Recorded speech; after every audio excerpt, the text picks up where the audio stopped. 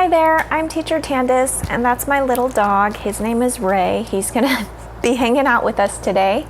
And hanging out is a phrasal verb, which is what we're going to be focusing on today. So we're gonna do a little bit of grammar.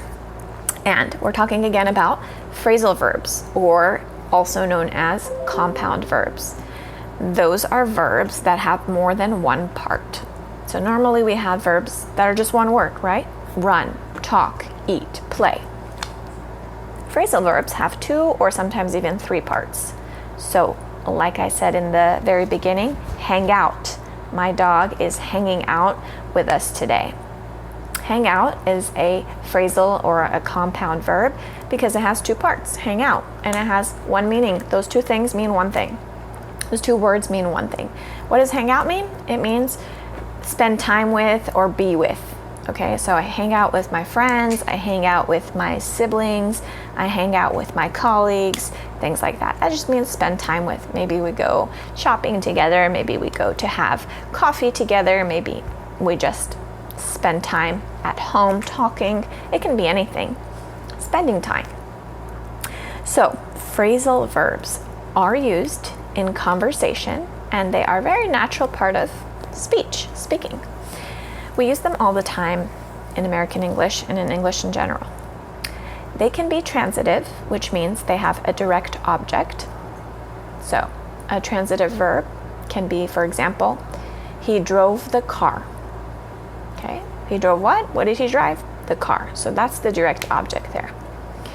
An intransitive verb does not require a direct object. For example, she ran. It's not necessary to put a direct object there. I can just say she ran, and that's a perfectly functional sentence. Most transitive phrasal verbs can have the noun go after or between the verb and the particle, so the first part or the second part. If a noun can go between the verb and the particle, that phrasal verb is separable because the noun can separate the two parts. For example, turn off or turn on, something that we use all the time, every day maybe even. We turn on our car, we turn off the lights, things like that.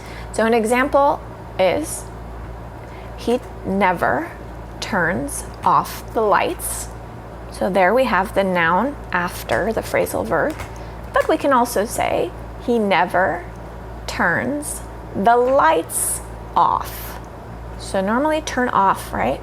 But we have here in the middle, we have the noun, turns the lights off. So this is an example of a separable phrasal verb. Okay? Both of those sentences mean the same thing. Both of those sentences are grammatically correct. However, if the direct object is a pronoun, it must come between the verb and the particle.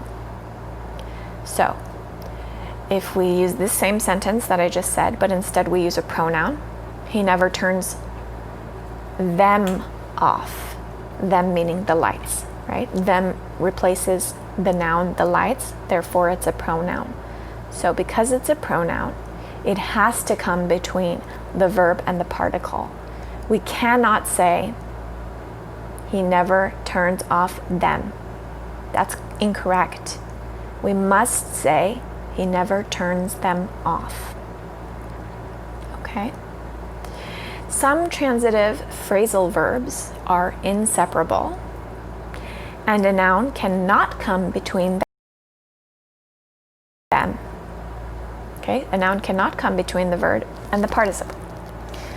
So, for example, we can say, we need to check out of the hotel. Check out of. There's one that has three parts.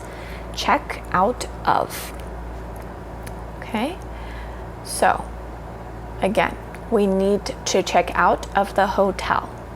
We cannot say we need to check the hotel out of. Can't separate it like that. Okay? So this is called inseparable. Okay, next thing to mention. Intransitive phrasal verbs never have an object, right? Intransitive verbs They don't need an object. Intransitive phrasal verbs never have an object.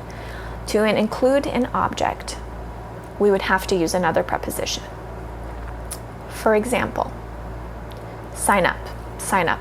When I say sign up, it means register or put your name on a list of some sort, okay? So, for example, I decided to sign up for motorcycle lessons, okay? So this is intransitive phrasal verb. And I want to put an object there, right? But in order to do that, I have to use another preposition. Okay, so I have to use for.